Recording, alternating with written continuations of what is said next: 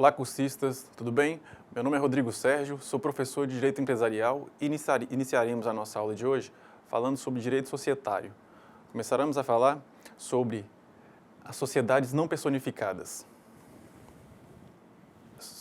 Sociedade em comum. Ao contrário do Código de 1916, o atual diploma civil não usa mais os termos sociedade de fato ou irregular. As duas modalidades foram albergadas sob a nomenclatura de sociedade em comum. Sendo assim, são sociedades em comum aquelas que não tiveram seus atos constitutivos levados ao registro. Conforme preceitua o artigo 986 do Código Civil, se não tiverem os atos constitutivos registrados, não adquiriram personalidades jurídicas. Se não tem personalidade jurídica, essa sociedade não tem autonomia patrimonial, ou seja, não tem patrimônio próprio. Daí dizer-se que os bens e as dívidas sociais constituem um patrimônio especial, do qual os sócios são titulares em comum. É como se tudo fosse todos. Todos os bens são de todos os sócios. Todas as dívidas também, pois, na sociedade em comum, os sócios terão responsabilidade ilimitada. Essa responsabilidade ilimitada é subsidiária, cabendo aplicação do benefício de ordem. Primeiro serão executados os bens afetados à atividade empresarial. Se não forem suficientes, serão executados os bens particulares dos sócios. Apenas o sócio que contratou em nome da sociedade em comum não fará jus ao benefício de ordem, ou seja, não pode exigir que primeiro sejam executados os bens relacionados com a empresa. A sociedade em conta de participação. Nesta modalidade social, temos dois tipos de sócio: o sócio ostensivo e o sócio participante ou oculto. O sócio ostensivo é aquele que desempenha toda a atividade empresarial, pois conhece a espécie do ramo. É ele quem contrata com os fornecedores, empregados, quem fiscaliza a execução da empresa, etc. Já o sócio participante é também chamado de sócio oculto, porque não aparece. É um mero investidor, entra na sociedade com capital. Toda a atividade é desenvolvida em nome do sócio ostensivo, que necessariamente terá que ser empresário. O contrato social da sociedade em conta de participação não é um instrumento necessário à formalização desse tipo societário, que pode provar-se por todos os meios em direito admitido. Justamente por ser dispensável, o contrato, ainda que não levado a registro, não confere personalidade jurídica à sociedade em conta de participação. Por não ter personalidade jurídica, essa sociedade também não terá nome empresarial. Não poderá fazer o uso nem da firma, nem de denominação. Temos também as sociedades personificadas. As sociedades personificadas são divididas em sociedade simples, que é a sociedade simples, como o próprio nome indica, desenvolve o seu objeto de forma não empresária. É uma sociedade contratual. Apesar de não empresária, a sociedade simples faz jus à proteção de seu nome, pois é através deste que é identificada perante a sociedade. Por este motivo, para efeitos de proteção legal, deverá usar a denominação. A responsabilidade do sócio poderá ser limitada ou ilimitada, dependendo do que prevê o contrato social. Mesmo no caso de responsabilidade ilimitada e solidária, os bens particulares dos sócios só podem ser alcançados depois da execução dos bens da sociedade. A este fenômeno dá-se o nome de benefício de ordem. Os elementos essenciais do ato constitutivo estão previstos no artigo 997 do Código Civil e o pedido de registro no RCPJ deverá ser feito no prazo de 30 dias contado da lavatura dos seus atos constitutivos. Na sociedade simples, é possível que alguns dos sócios contribuam com serviços. O sócio de serviço deve observar algumas restrições, tais como não poderá exercer a mesma atividade fora da sociedade, a não ser que haja expressa autorização no contrato social. Além disso, como não tem cotas sociais, o sócio cuja contribuição consiste em serviços participará dos lucros com base na média dos valores das cotas sociais existentes. O artigo 1008 do Código Civil veda a instituição de cláusula leolina, ou seja, qualquer previsão contratual que prive o sócio da participação nos lucros e nas perdas sociais é considerada nula. Isso porque, como a atividade empresarial é um empreendimento de risco, o resultado pode ser positivo ou negativo, devendo ser partilhado entre os sócios em qualquer hipótese. No caso da sociedade simples, o administrador pode ser nomeado no contrato social ou em ato em separado, desde que este seja averbado. Caso o administrador pratique atos de gestão antes de proceder à averbação, responderá pessoal e solidariamente com a sociedade.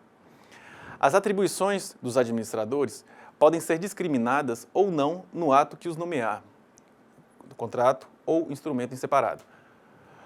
O mais comum é que tais atribuições não estejam definidas.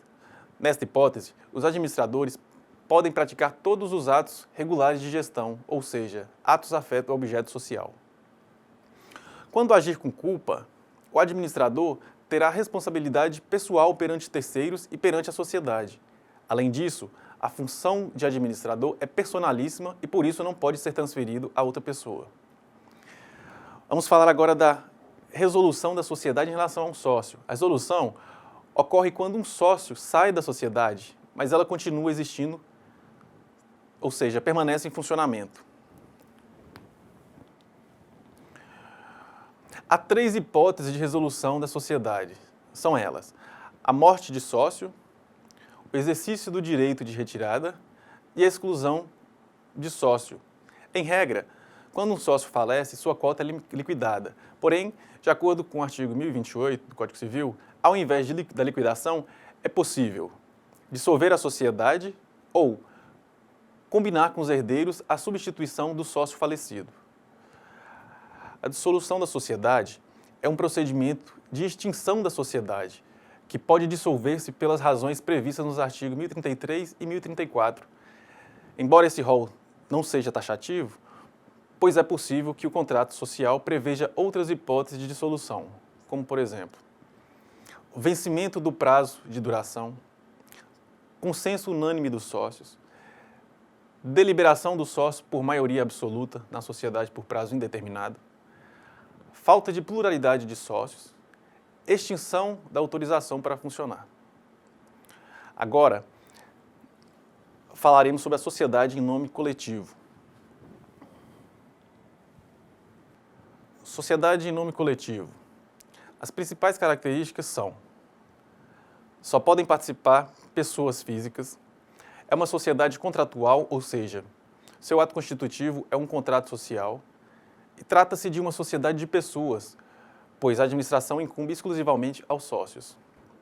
O nome empresarial adotado deverá ser da espécie firma, conforme preceitua o artigo 1041 e 1157 do Código Civil. Em regra, a cota do sócio não pode ser liquidada por dívidas pessoais antes da dissolução da sociedade. Nas omissões, a sociedade em nome coletivo rege pelas disposições da sociedade simples. Sociedade em comandita simples. Neste tipo de societário, temos 2 espécies de sócio. O sócio comanditado, que só pode ser pessoa física e tem responsabilidade limitada, e o comanditário, que podem ser pessoas físicas ou jurídicas com responsabilidade limitada. A espécie de nome empresarial usada é a firma. Por isso, o sócio comanditário não pode colocar seu nome na firma nem praticar atos de gestão, sob pena de ficar sujeito às mesmas responsabilidades do sócio comanditado. Apesar disso, o comanditário poderá fiscalizar a gestão dos sócios comanditados e, inclusive, ser procurador da sociedade, desde que tenha poderes especiais. A morte ou saída dos sócios pode acarretar consequências diferentes, dependendo da categoria a qual se encontra. Se era sócio comanditário, a sociedade poderá continuar, pois seus sucessores assumirão seu lugar ou designarão quem os represente. Se era sócio comanditado, sua ausência deverá ser resposta no prazo de 180 dias, sob pena de dissolução da sociedade. Destaque-se que a pluralidade da sociedade em comandita simples depende da presença das 2 categorias de sócio. É uma espécie de sociedade contratual. Nas omissões do seu capítulo, rege pelas regras das sociedades em nome coletivo. Sociedade limitada. A sociedade limitada é o tipo mais adotado no Brasil. Ela é uma sociedade contratual, conforme observa no exemplo, utilizando-se ao final do nome a sigla limitada. De acordo com o artigo 1052 do Código Civil, a responsabilidade do sócio é restrita aos valores das cotas que cada um titulariza, desde que o capital social esteja totalmente integralizado.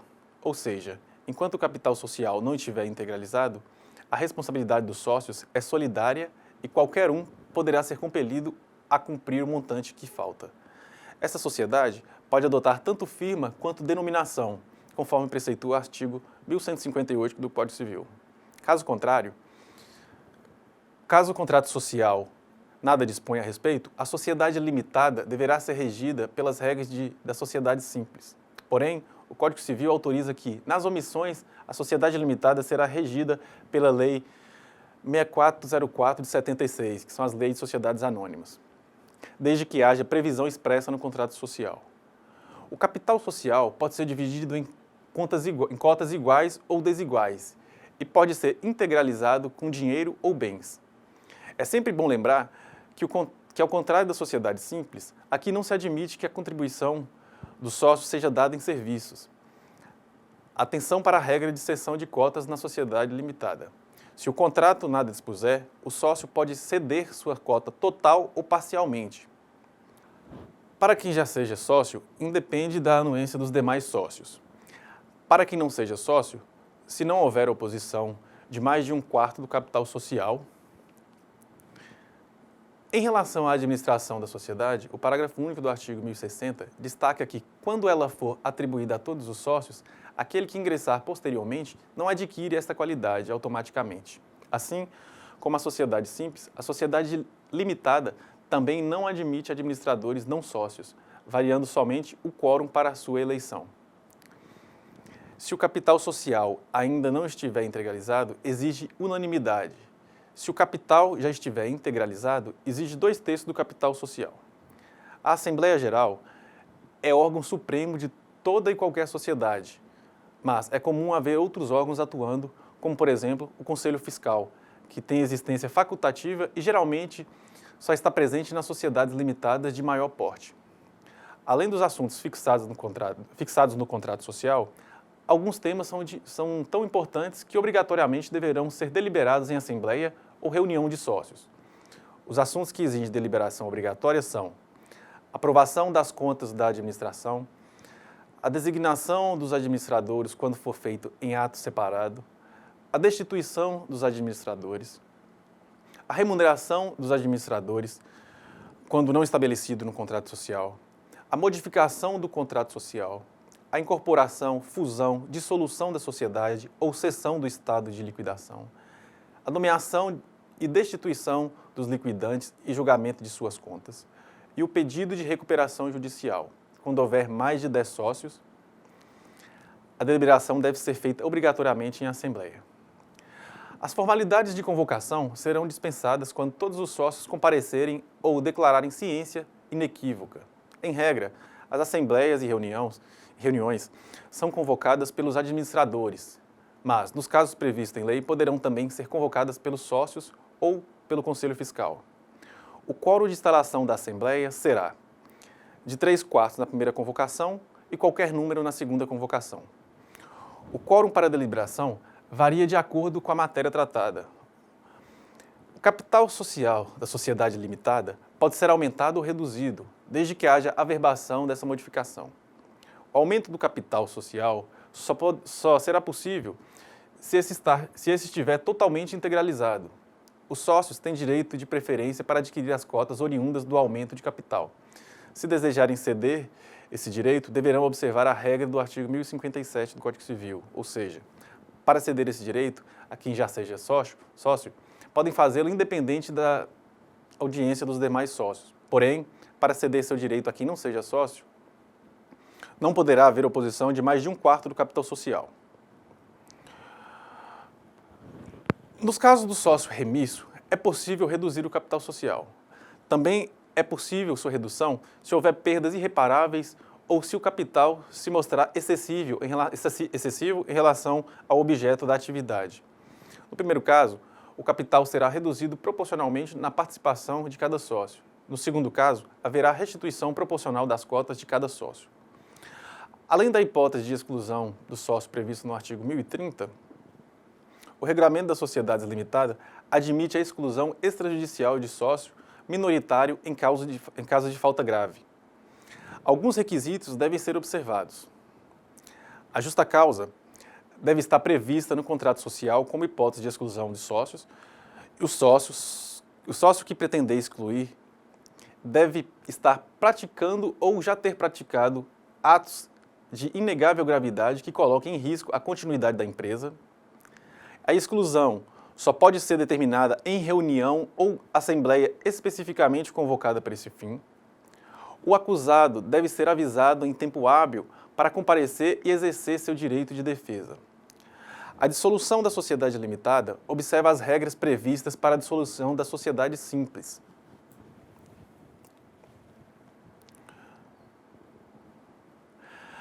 Agora, a sociedade incomandita por ações.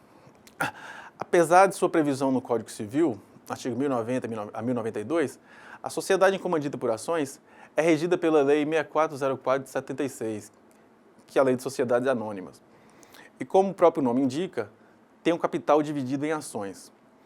O acionista diretor tem responsabilidade ilimitada, enquanto os demais acionistas têm responsabilidade limitada.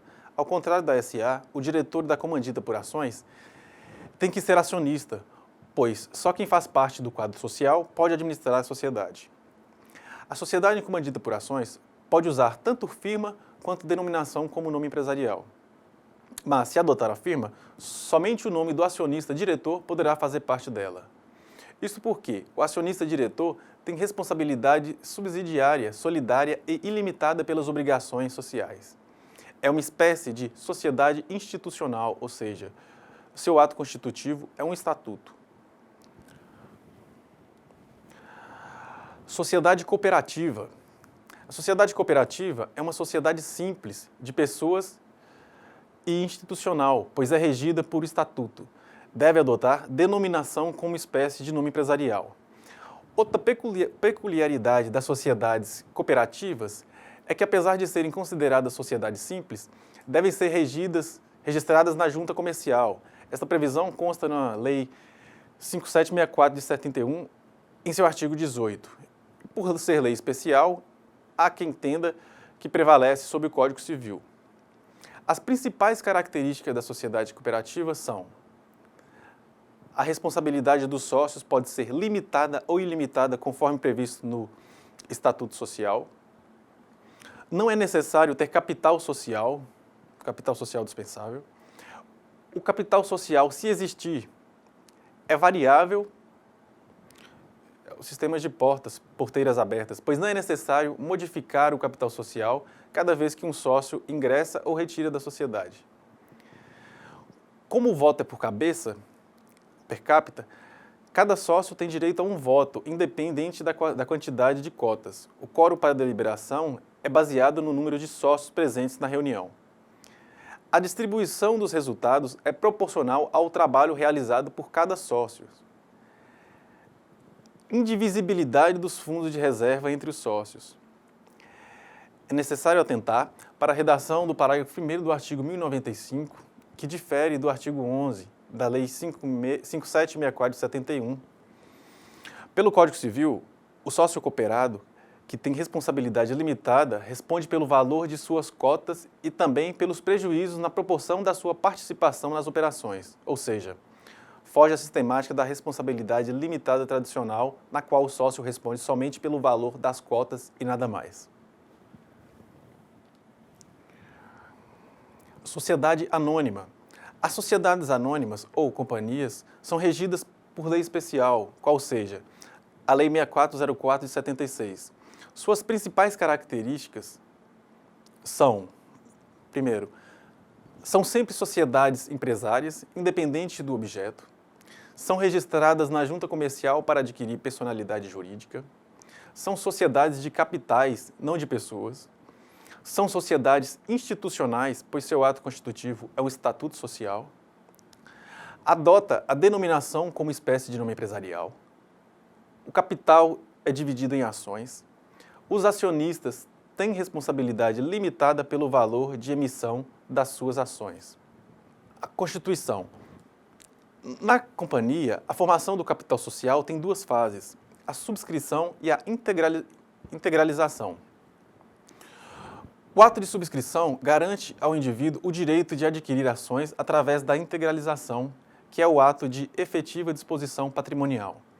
A subscrição pode ser particular, também é conhecida como constituição simultânea.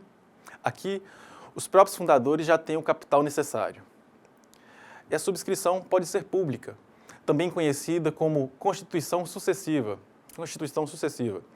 Aqui, os fundadores não dispõem de todo o capital desejado, necessitando, para completá-lo, buscar a captação de investidores. Nesta hipótese, é necessário um prévio registro na CVM, que é a Comissão de Valores Mobiliários. Essa venda de ações deverá, obrigatoriamente, ser intermediada por uma instituição financeira. Neste momento, a expressão em organização deve ser acrescentada ao nome empresarial para que os investidores saibam o que estão adquirindo. A segunda etapa de formação do capital social é a integralização das respectivas ações subscritas. É possível integralizar as ações com dinheiro ou bens suscetíveis de avaliação econômica. Ao contrário do que ocorre nas sociedades limitadas, nas sociedades anônimas, há um rigoroso processo de avaliação de bens previsto no artigo 8º da Lei de Sociedade Anônima.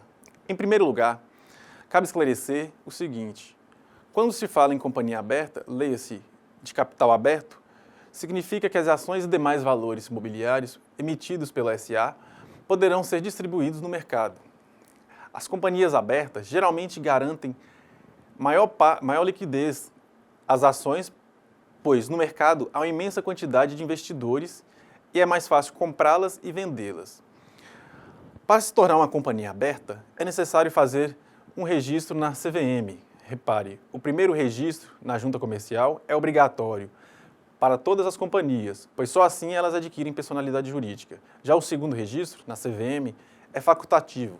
Somente aquelas sociedades que desejam abrir seu capital.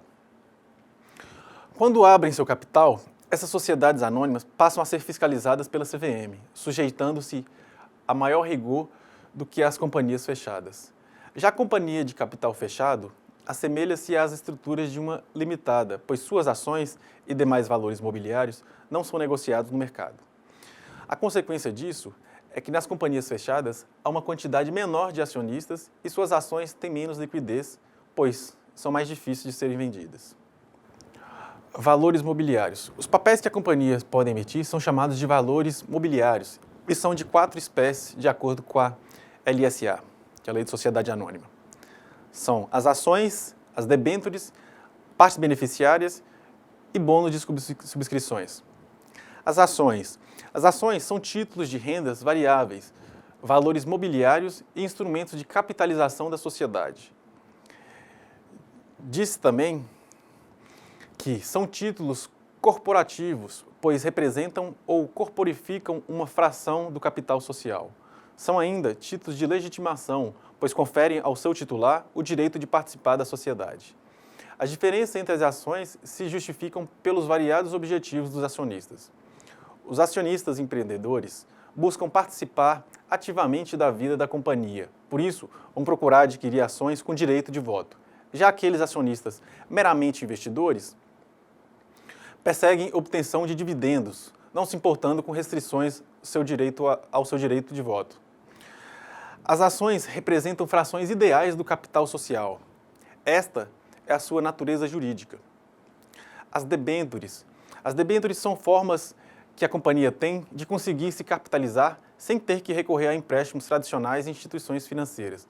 As debêntures podem ser classificadas conforme as garantias que oferecem, como, por exemplo, debênture de garantia real, debênture com garantia flutuante, e a debênture sem preferência e a debênture subordinada.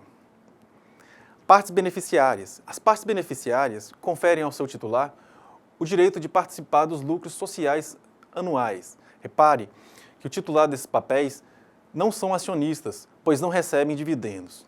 O limite de emissão de partes beneficiárias é de 1/10 dos lucros. As partes beneficiárias não participam do capital social e não podem ser divididas em classes. Entretanto, podem ser convertidas em ações, podem ser concedidas de forma onerosa ou gratuita. Estas, se não forem destinadas a sociedades ou fundações beneficentes dos empregados da própria companhia e não poderão passar de 10 anos. As companhias abertas não podem emitir partes beneficiárias. Bônus de subscrição. Como o próprio nome sugere, este título garante ao seu proprietário o direito de subscrever ações em caso de aumento de capital. Repare que somente as companhias de capital autorizado poderão emitir partes beneficiárias. A deliberação sobre a emissão de bônus de subscrição compete à Assembleia Geral se o Estatuto não estiver conferido tal encargo ao Conselho de Administração. Assim, como as partes beneficiárias podem ser concedidas de forma gratuita ou onerosa, havendo preferência dos acionistas para adquiri-la. Os órgãos da sociedade anônima. São órgãos da sociedade anônima. A Assembleia Geral, que a Assembleia Geral é o órgão máximo, soberano da companhia. Tem existência obrigatória. Dela participam todos os acionistas. O Conselho de Administração. Convocar a Assembleia tem um custo muito alto e leva tempo. É preciso cumprir as exigências do artigo 124 da Lei de Sociedade Anônima e, dependendo da quantidade de acionistas, alugar um local que os comporte.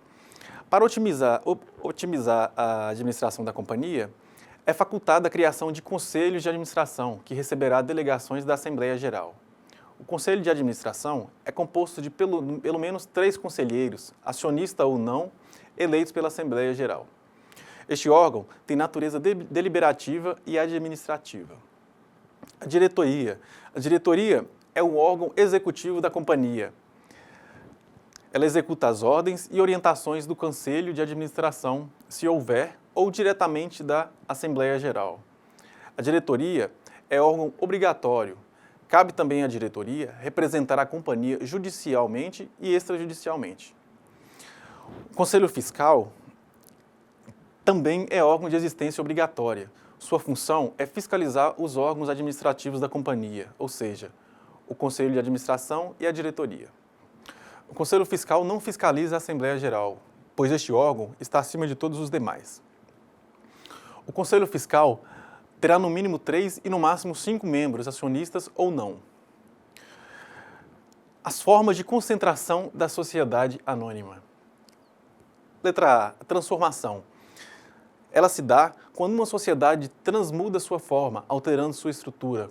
Por exemplo, uma limitada transforma-se em SA, ou vice-versa. Não há liquidação. Letra B. Incorporação. A incorporação ocorre quando uma sociedade absorve uma ou mais sociedades, sucedendo-as nos direitos e obrigações. Exemplo, A incorpora B, permanecendo apenas A. Letra C, a fusão. A fusão se dá quando diversas sociedades se unem, formando uma nova sociedade que aquela sucederá nos direitos e obrigações. Exemplo, letra A, B e C formam a D. Letra D, a cisão.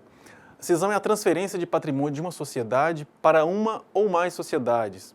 Pode ser parcial ou integral. Por exemplo, letra A divide-se em C e D. Consórcio. O consórcio caracteriza como uma união de sociedades para a formação de um capital social mais abrangente. Normalmente, trata-se de adesão temporária de várias sociedades ou empresários para a compra de um determinado bem ou prestação de determinado serviço, como, por exemplo, o consórcio de empreiteiras para a construção de uma estrada. Letra F. As sociedades coligadas. Sociedades coligadas são sociedades com sócios comuns, interligadas a um mesmo grupo. Poderá haver dependência econômica ou não entre estas. Havendo, existirão as sociedades controladoras e as controladas. A controlada é a que detém a maioria do capital das demais, que são controladas. Letra G. Sociedade, grupo de sociedades. Grupo de sociedades é o conjunto de sociedades cujo controle é titularizado por uma brasileira e que, mediante convenção acerca de combinação de esforços ou participação em atividades ou empreendimentos comuns, formalizam esta relação. Em que pese possuir a designação grupo, não possui personalidade jurídica. Agora, vamos falar um pouco da recuperação judicial. Se o devedor julgar que sozinho não conseguirá renegociar seus débitos junto aos credores, poderá pleitear junto ao Poder Judiciário que seu plano de recuperação seja feito com o amparo do Estado. É do interesse de todos que as empresas viáveis se recuperem de crises, pois essas atividades geram circulação de riquezas, recolhimento de tributos e postos de trabalhos. Os requisitos para pedir homologação do plano de recuperação judicial são: 1. Exercer a atividade empresária há no mínimo 2 anos. 2. Se falido, ter obtido sentença declarando extintas as obrigações daí decorrentes. 3. O administrador ou sócio controlador não pode ter sido condenado por crime falimentar. 4. Não pode ter obtido o benefício da recuperação judicial nem homologação de plano de recuperação extrajudicial nos últimos 5 anos. Não pode ter obtido o benefício da recuperação judicial especial para microempresa e empresa de pequeno porte nos últimos 8 anos. Os créditos excluídos do plano de recuperação judicial são créditos de natureza tributária e os créditos previstos nos artigos 49, parágrafo 3º, 4º e 86, inciso 2 da Lei de Falências. Aqui, como o plano será elaborado durante um processo judicial, há mais garantias para os trabalhadores, pois o juiz zelará pelos seus direitos. Em relação aos créditos fiscais, mantém-se a questão de sua indisponibilidade. Ao contrário do que ocorre na recuperação extrajudicial, o deferimento do processamento do plano de recuperação judicial acarreta a suspensão de ações, execuções e prazos prescricionais. Além disso, todos os credores que não estejam contemplados no plano continuam podendo pedir a falência do devedor. O deferimento do processamento do plano de recuperação judicial acarreta os seguintes efeitos: letra A, a nomeação de administrador judicial. Letra B, a suspensão de todas as ações, execuções e prescrições contra o devedor por no máximo 180 dias. Letra C, intimação do Ministério Público. Letra D, comunicação às fazendas públicas federal, estadual e municipal, onde o devedor estiver o estabelecimento. Letra E, edital de credores para que habilitem seus créditos em 15 dias. Letra F, início da contagem do prazo para apresentação do plano em 60 dias. Por fim, impõe-se destacar que o deferimento do processamento do plano de recuperação e seu fiel cumprimento não impede que os credores não sujeitos à recuperação pleiteiem a falência do devedor. Durante o processo da recuperação, a falência pode ser declarada nos seguintes casos: primeiro, por deliberação da Assembleia de Credores. Segundo, com não apresentação do plano no prazo legal. Terceiro, a rejeição do plano pela Assembleia. Quarto, por descumprimento de obrigações 2 anos da concessão da recuperação. Em quinto, por pedido de falência do credor não sujeito à recuperação. Em sexto, por práticas de atos de falência. Em sétimo, por desistência do pedido de recuperação. A recuperação judicial especial. Este modelo simplificado de recuperação se destina aos microempresários e empresários de pequeno porte, como previsto no artigo 3º da Lei Complementar 123 de 2006. Deve-se, desde logo, destacar que trata-se de uma faculdade do devedor adotar esse modelo especial, ou seja, o microempresário e empresário de pequeno porte podem, se lhes for conveniente, adotar o modelo comum de recuperação judicial. O plano de recuperação judicial especial só pode abranger os créditos quirografários e devem ser apresentados em juízo no prazo de 60 dias. Ao contrário do que ocorre na recuperação comum, o pedido de recuperação especial, com base no artigo 70 da Lei de Falências, não acarreta a suspensão das ações, execuções e prazos prescricionais dos créditos não abrangidos pelo plano. No mais, o procedimento da recuperação especial deve observar as disposições da recuperação judicial comum. Passaremos agora ao estudo da falência. A falência é o processo de execução coletiva em que todos os bens do falido são arrecadados para a venda judicial forçada, com a distribuição proporcional do ativo entre os credores, atendida a preferência estabelecida na lei. O processo falimentar condiciona-se à presença de 3 características básicas: a insolvência jurídica qualificada, o devedor empresário e o provimento jurisdicional decretando a falência. A insolvência. Letra A. A impontualidade injustificada. O devedor Sem relevante razão de direito, não paga no vencimento a obrigação líquida materializada em título ou títulos executivos protestados cuja soma ultrapasse o equivalente a 40 salários mínimos na data do pedido de falência. Execução frustrada. O devedor executado por qualquer quantia líquida não paga, não deposita a importância ou não nomeia bens suficientes à penhora dentro do prazo legal. As práticas de atos ruinosos ou falimentares pelo devedor, os quais fazem presumir sua falência, que são eles: quando procede a liquidação precipitada de seus ativos ou lança mão de meios ruinosos ou fraudulentos para realizar pagamentos; quando pratica atos inequívocos, tenta realizar com o objetivo de retardar pagamentos ou fraudar credores, negócio simulado ou alienação de parte ou da totalidade de seu ativo a terceiro, credor ou não; quando transfere o estabelecimento a terceiro, credor ou não, sem consentimento de todos os credores e sem ficar com bens suficientes para solver o seu passivo. Trespasse. Quando simula a transferência de seu principal estabelecimento com o objetivo de burlar a legislação ou fiscalizar ou prejudicar credor; quando dá ou reforça garantia real a credor por dívida contraída anteriormente, sem ficar com bens livres e desembaraçados suficientes para saldar o seu passivo; quando ausentar-se sem deixar representante habilitado e com recursos suficientes para pagar os credores; abandona o estabelecimento ou tenta ocultar-se de seu domicílio, do local de sua sede ou de seu principal estabelecimento; quando deixa de cumprir no prazo estabelecido obrigação assumida no plano de recuperação judicial. A legitimidade passiva é do devedor empresário. Apenas o empresário tem legitimidade processual passiva na falência, não importando para estes fins que a empresa por ele exercida seja regular ou irregular. Algumas sociedades empresárias são excluídas do regime jurídico falimentar, que é o caso da empresa pública e da sociedade de economia mista, bem como as sociedades operadoras de planos privados de assistência à saúde e instituições financeiras.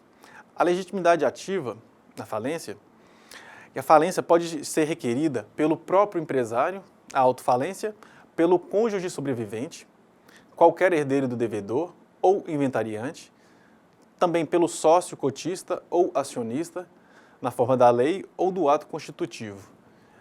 Pode ser também requerida por qualquer credor. O juízo competente. De acordo com o artigo 3º da Lei 11.101 de 2005, o juízo competente para processar a falência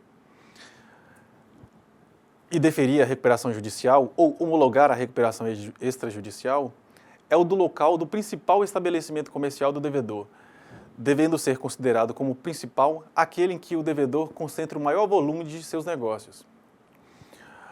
A universalidade do juízo. Uma vez decretada a falência, todas as ações referentes aos bens, interesses e negócios da massa falida serão processadas e julgadas pelo juízo perante ao qual tramita o processo falimentar.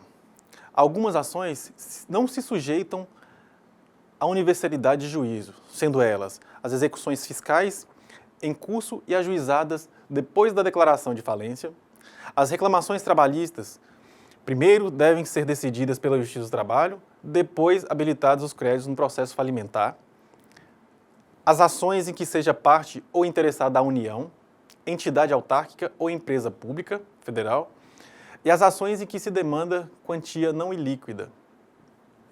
A sentença falimentar só pode afirmar que uma pessoa é falida após o trânsito em julgado do provimento jurisdicional que decreta a falência. Este provimento jurisdicional comumente chamado de sentença falimentar, tendo natureza constitutiva. Os efeitos da decretação de falência nos credores são: o juízo da falência passa a ser um único juízo universal, ocorre o vencimento antecipado das obrigações do devedor, ocorre a suspensão da fluência de juros, caso o ativo apurado não baste para o pagamento dos credores subordinados, ficam suspensas as ações individuais contra o falido e ocorre a suspensão da prescrição. Com a falência, compete ao administrador judicial exercer a representação da massa falida em juízo. O falido não pode, sem autorização judicial prévia, se ausentar da comarca onde se processa a falência. O falido fica impedido de exercer a empresa. Ocorre a perda da administração e disposições dos seus bens, os quais serão arrecadados pelo administrador judicial, a quem cabe guardá-los e conservá-los. Órgãos da falência. São órgãos da falência o juiz de direito, o administrador judicial, o Ministério Público, o Comitê de Credores, a Assembleia e a Assembleia Geral de Credores. O juiz de direito é quem processa e julga os pedidos de falência ou recuperação judicial, exercendo função judicante e administrativa. O administrador judicial é aquele que assume, no lugar do falido, a administração dos bens da massa falida e a representa em juízo ou fora dela. O Ministério Público, o que no processo de falência é o curador de massas. É ele que promove a fiscalização no processo falimentar. O Comitê de Credores é um órgão fiscalizatório. A Assembleia Geral de Credores é órgão deliberativo, na qual os credores fazem valer o seu direito de participação no procedimento concursal. Classificação dos créditos. Os créditos se classificam em concursais e extraconcursais. Antes de qualquer outro pagamento, porém, os créditos trabalhistas de natureza estritamente salarial, vencido 3 meses anteriores à decretação de falência, até o limite de 5 salários mínimos por trabalhador, serão pagos tão logo haja disponibilidade. De acordo com o artigo 84 da Lei 11.101 de 2005, os créditos extraconcursais serão pagos com precedência àqueles concursais. Serão pagos na seguinte ordem. Primeiro, as remunerações devidas ao administrador judicial e seus auxiliares e créditos derivados da legislação do trabalho ou decorrentes de acidente de trabalho relativos a serviços prestados após a decretação da falência. Segundo, quantias fornecidas à massa pelos credores. Terceiro, despesas com arrecadação, administração, realização do ativo e distribuição do seu produto, bem como custas do processo de falência. Quarto, custas judiciais relativo a ações e execuções em que a massa falida tenha sido vencida. Quinto, obrigações resultantes de atos jurídicos válidos praticados durante a recuperação judicial ou após a decretação da falência e tributos relativos a fatos geradores ocorridos após a decretação da falência. Depois de pagos os créditos extraconcursais, será feito o pagamento dos créditos concursais, observada a ordem prevista no artigo 83 da Lei 11.101 de 2005. Primeiro, serão pagos créditos derivados da legislação do trabalho, limitado a 150 salários mínimos por credor e os decorrentes de acidente de trabalho. Segundo, serão pagos créditos com garantia real até o limite do valor do bem gravado. Terceiro, serão pagos créditos tributários, independente de sua natureza e tempo de constituição, excetuados as multas tributárias. Quarto, serão pagos créditos com privilégio especial. Quinto, serão pagos créditos com privilégio geral. Em sexto, os créditos quirografários. Em sétimo, serão pagas as multas contratuais e as penas pecuniárias por infrações das leis penais ou administrativas, inclusive multas tributárias. Em oitavo, serão pagos créditos subordinados. O encerramento da falência. Encerrada a liquidação, o administrador judicial presta contas que, se aprovadas, são seguidas para a apresentação de um relatório final, indicando o valor do ativo e do produto de sua realização, o valor do passivo e dos pagamentos feitos aos credores, e especificará as responsabilidades com que continuará o falido. Depois, o juiz profere a sentença de encerramento da falência. A extinção do processo falimentar não tem como consequência imediata a extinção das obrigações do falido. Esta deve ser pleiteada pelo falido e declarada por sentença. Encerramos aqui a nossa aula 3. Obrigado a todo mundo. Qualquer dúvida que tiverem, postem no nosso fórum Tira Dúvidas.